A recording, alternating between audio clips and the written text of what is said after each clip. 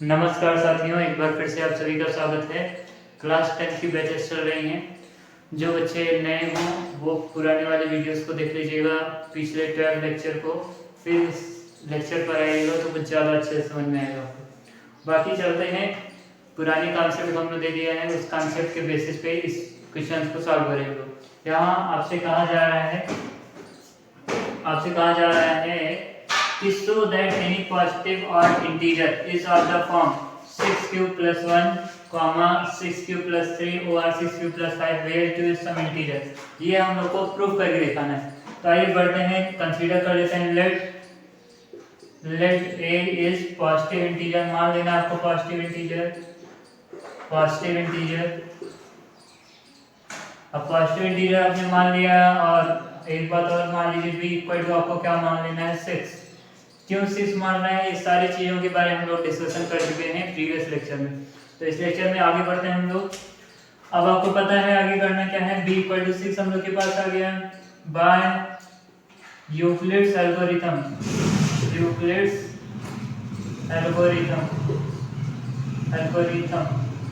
चलिए Euclid's algorithm से क्या दिया जाए, a equal to 6 cube plus r। आपको पता है कंडीशन क्या होती है, लेस देन होगी 6 से, b से यानी 6, b के प्लेस हमने मान लिया 6। अब therefore remainder that is value क्या आ जाएगी हमारे पास, रिमाइंडर की वैल्यू b से हमेशा रिमाइंडर की वैल्यू क्या होगी, छोटी r से छोटी होगी, यानी 0 हो सकता है, 1 हो सकता है, 2 हो सकता है, 3 हो सकता है, 4 हो सकता है और 5 हो सकता है। देयरफॉर यहाँ से बच्चों कंडीशन क्या बन जाएगी, देयरफॉर f ये हुआ ठीक। देयरफॉर बच्चे हम लोग के पास आ गया a equal to 6 cube plus क्या मान लिया जाए, 0 मान लिया जाए। इनको कहीं ना कहीं हम लोग क्या लिख सकते हैं, 6 क्यूब भी लिख सकते हैं। a इक्वल टू 6 क्यूब भी हम लोग के पास आ गया। आइए नीचे ही लिख देते हैं। चलिए पहला तो ये है, आइए और नेक्स्ट क्या लिखेंगे, a equal to 6 cube plus 1। समझ रहे हैं आप ना, इस रिमाइंडर की वैल्यू को हम लोग यहाँ रख रहे हैं। 1 हो गया, आपके बाद क्या रखेंगे, 2 रखेंगे, रख दीजिए भाई। a इक्वल टू वैल्यू क्या है 6 क्यूब प्लस 2। राम ध्यान देखो बच्चे, नेक्स्ट वैल्यू हम लोग के पास क्या है बच्चे, a इक्वल टू वैल्यू क्या है हमारे पास 6 cube plus 3, a equal to 6 cube plus 4 और a equal to 6 cube plus 5। ये हम लोग के पास वैल्यू आ गई है, जिसको हम लोग बोल रहे हैं रिमाइंडर कहा जाए, या a equal to 6 cube plus 0 means remainder की वैल्यू 0 1 2 3 4 5 हमने रख दिया। बट हम लोग को किसके लिए निकालना है, ऑड के लिए निकालना है। तो आइए अब ऑड के लिए बात करेंगे। इतनी कंडीशन तो पॉसिबल, अब ऑड के लिए निकालेंगे। कैसे निकालेंगे आइए देखते हैं। ऐसा पढ़ो कि दुनिया में आपके अलावा कोई बचे ही ना। किसी भी क्वेश्चन को इतना सिंपलेस्ट फॉर्म में आपको बताएंगे कि देखेंगे तो आप चुटकियों में कर जाएंगे। आइए इरेज कर देंगे। तो अब बच्चों याद है ऑड वाला लेना है, क्यों लेना है, क्योंकि यहाँ ऑड कहा जा रहा है, इसका मतलब यहाँ पे 1 लेना है और 3 लेना है और क्या लेना है 5 लेना है। तो हल्का सा हम ऊपर इरेज कर रहे हैं। आइए बात करते हैं। तो करेंगे क्या यहाँ पे, फॉर ऑड इंटीजर आपको ऑड इंटीजर पता है, आप पहली सिचुएशन भी मान सकते हैं, केस फर्स्ट भी लिखना चाहे तो आप लिख सकते हैं केस फर्स्ट।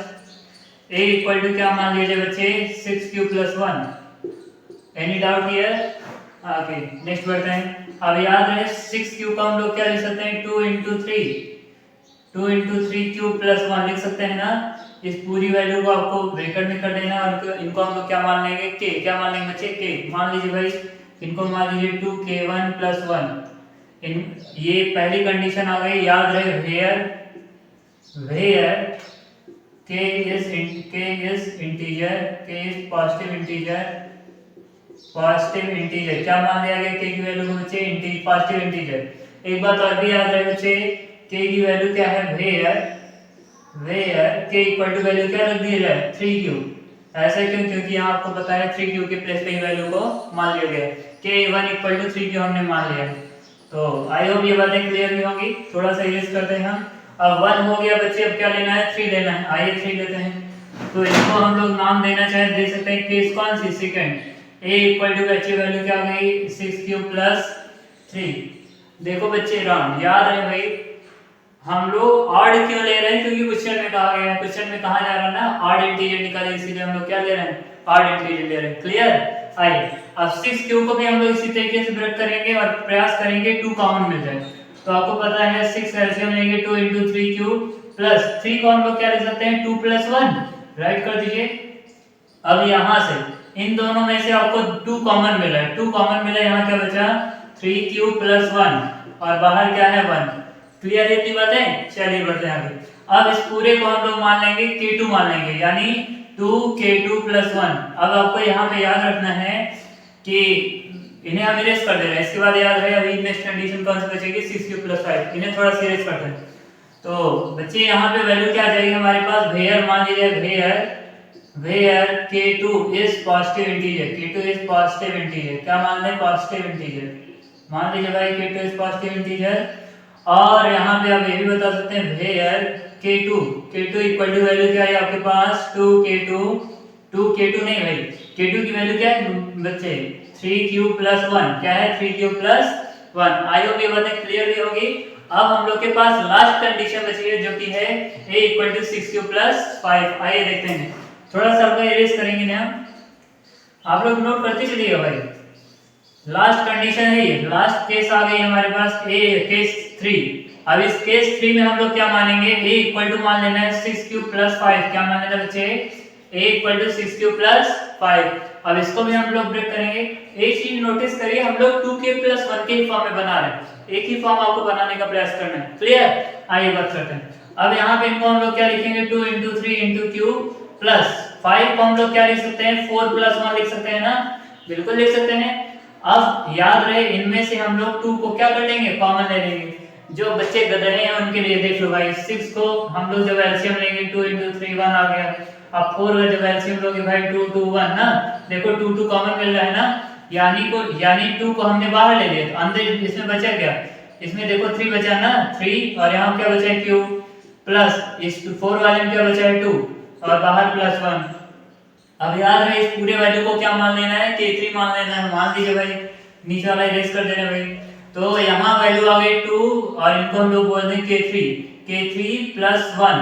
वेयर फिर से एक पुरानी लैंग्वेज यूज करिए, where k3 is positive integer, k3 को आपने क्या मान लिया पॉजिटिव इंटीजर। शाबाश k3 को हमने क्या मान लिया पॉजिटिव इंटीजर। नाउ नीचे बचा क्या है हमारे पास वेयर दीजिए भाई, where k3 equal to value क्या है हमारे पास 3q + 2, क्या वैल्यू आई है 3q + 2। और तीनों फॉर्म में रिप्रेजेंट हो गए, पहले 6q + 1 भी कर दिया गया, 6q + 3 भी कर दिया गया, 6q + 5 भी कर दिया गया। अब नीचे स्टेटमेंट क्या है वो स्टेटमेंट हम लोग राइट करते हैं, इतना नोट कर लीजिए आप लोग। तो बच्चों देखिए ये स्टेटमेंट है, आपको याद रखना है। इसके बाद हम लोग करेंगे क्या, clearly 6q + 1, 6q + 3 are of the form 2k + 1, means उसको हम लोगों ने किसके फॉर्म में बनाया है 2k + 1, याद रखना है।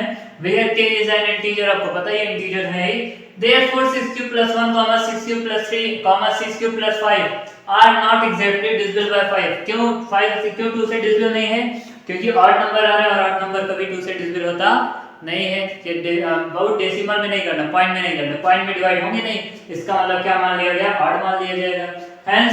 Hence there expressions of number are odd number, hence these होना चाहिए THESE है, hence these expression of the number are odd number, क्या मान लिया जाएगा इन्हें ऑड नंबर। क्यों ऑड नंबर माना गया, क्योंकि 2 से डिविजिबल नहीं है, 2 से डिविजिबल नहीं है तो क्या मान लेंगे इन्हें ऑड मान लेंगे। आगे कहा जा रहा है and therefore any odd integer can express in the form 6q + 1 or 6q + 3 and or 6q + 5। तो इसी तरीके से ये सॉल्यूशन हम लोग का कंप्लीट होता है। थैंक्स फॉर वाचिंग, मिलते हैं नेक्स्ट वीडियो में नेक्स्ट क्वेश्चन के साथ। इसी तरह की इंटरेस्टिंग वीडियोस पाने के लिए इस चैनल को सब्सक्राइब अवश्य करें।